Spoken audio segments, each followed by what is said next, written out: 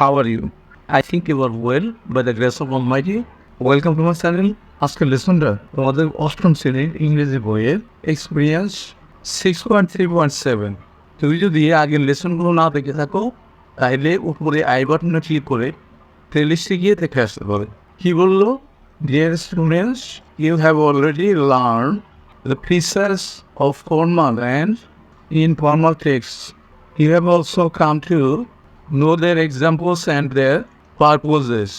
Now in groups, rewrite the sentences in the appropriate style, formal or informal, in the table below. Finally, share your findings with the whole class. Give feedback after each group's presentation. One is done as an example. বাংলায় বলা হলো, প্রিয় শিক্ষার্থীরা, তোমরা ইতিমধ্যে formal এবং informal text লেখা সম্পর্কে জেনেছ। তোমরা আরও এসব বাক্যের উদাহরণ দেখেছ এবং তার উদ্দেশ্য সম্পর্কে জেনেছ। এখন দলে নিচের সারিতে বাক্যগুলো সঠিকভাবে লিখো। সবশেষে তোমার ফাইন্ডিংসগুলো পুরো শ্রেণীতে শেয়ার করো। প্রতি দলের উপস্থাপনের পরে ফিডব্যাক দাও। উদাহরণ হিসাবে একটি বাক্য তোমার জন্য পড়ে দেওয়া হলো। এখানে দেখো 3টে কলাম আছে। প্রথম কলামে সিরিয়াল নাম্বার, দ্বিতীয় কলামে আছে ইনফর্মাল সেন্টেন্সেস, আর তৃতীয় কলামে আছে ফর্মাল সেন্টেন্সেস। সিরিয়াল নাম্বার 1-এ বলা হলো কি, that movie was really funny, it made me glad. এখানে ফর্মাল সেন্টেন্সে কীরকম হবে এই সেন্টেন্সটা? That movie was funny, it made me laugh. লোনটাকে কিন্তু লোন মানে লস অফ লাভ, সেটাকে শুধুমাত্র লাভ করা হলো, তাহলে এটা ফর্মাল সেন্টেন্স হয়ে গেল। এরপর দেখো 2 নম্বরে, এটা তোমাকে করতে হবে। এটা এমন লেখা যাইতে পারে, what is the matter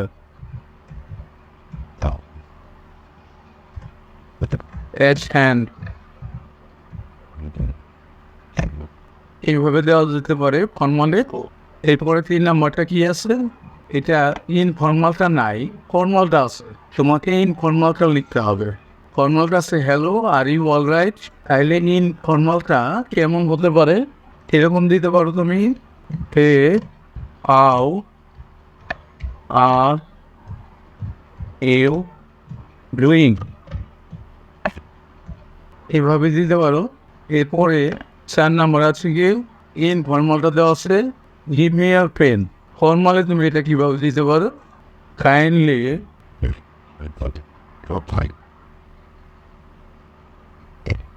provide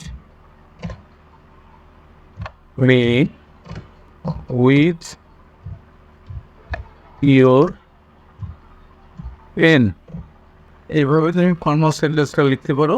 এরপর আমরা দেখি 5 নম্বরে কি বললো। ইনফর্মালে বললো সিট সামহার এলস। এটাকে আমরা ফর্মালে কীভাবে লিখতে পারি? Please relocate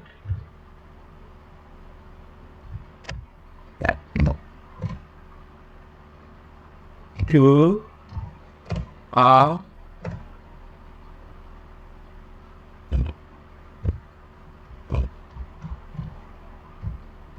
different sitting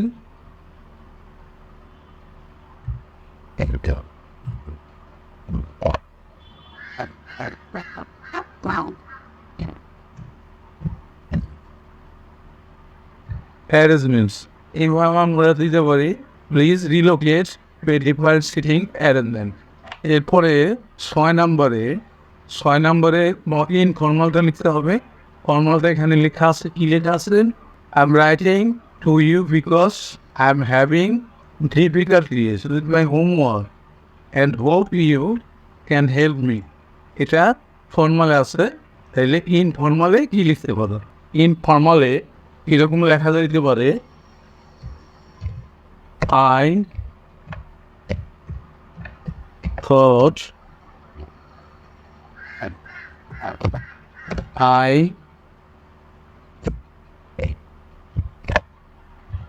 should write you an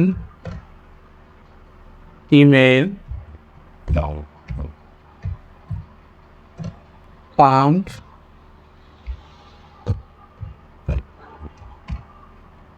figure and out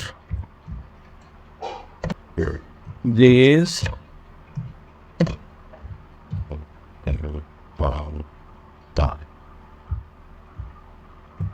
homework and need your help. এভাবে লেখা যেতে পারে I thought I should write you an email, can't figure out this homework and need your help. এরপরে 7 নম্বরে কি বললো? 7 নম্বরেও কিন্তু ইনফর্মালটা লিখতে হবে। ফর্মালটা দেওয়া আছে কি I have been working on this homework for more than an hour and have found it very difficult. এটাকে যদি আমরা ইনফর্মাল করি তাহলে এভাবে লেখা যাইতে পারে I have been working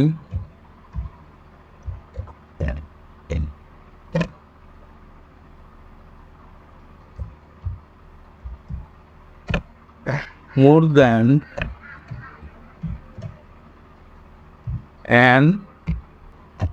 an hour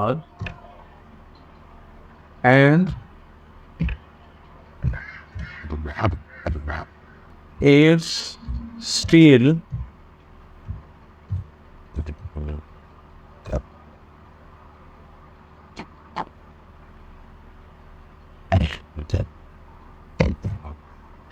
too tough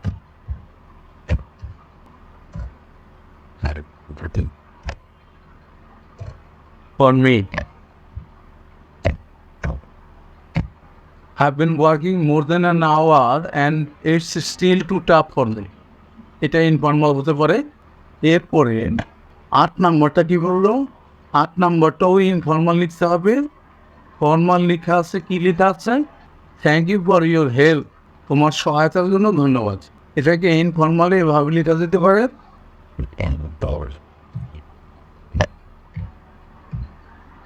thanks for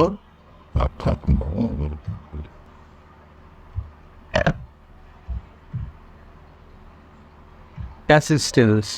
thanks for assistance এভাবে দেওয়া যেতে পারে। এরপরে 9 নম্বরটা কি বলা হলো? সর্বশেষে এটা ইনফর্মাল দেওয়া আছে Pope is got a heart of gold, he is a good person. এটাকে ফর্মালে আমরা এভাবে লিখতে পারি he is a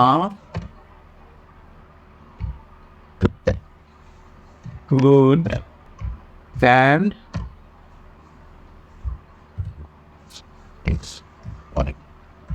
honest person. এইভাবে লিখলে কিন্তু আমাদের এটা ফর্মাল হয়ে গেল।